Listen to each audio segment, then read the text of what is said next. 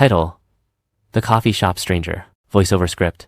Story. In the heart of New York City, on a cold winter morning, a young woman named Emily sat alone in a small coffee shop.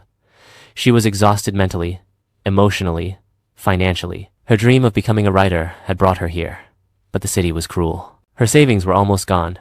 Rejection letters kept coming, and she felt invisible in a place full of people. She stared at her coffee, wondering if she should give up and go back home. Just then, a man in his late 60s walked in. He wore a long coat, carried an old leather notebook, and had a kind smile. He sat at the table next to her, pulled out a pen, and started writing. But then, he paused, looked at her, and said softly, "Excuse me, are you a writer?" Emily was surprised. "Trying to be," she replied, managing a weak smile. The old man nodded. "Then you already are," she laughed nervously. "I haven't published anything. I keep getting rejected." He smiled gently. "So did I, 37 times, before someone finally said yes." Emily's eyes widened.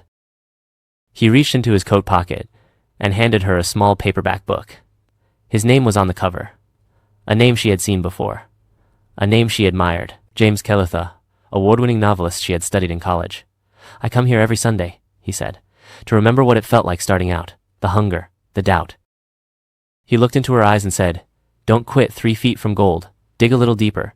You're closer than you think." With that, he stood up, left a tip on the table, and walked out into the snowy street. Emily sat frozen for a moment, then opened her laptop and started to write. Narrator pauses briefly. That day, a stranger didn't just buy a coffee.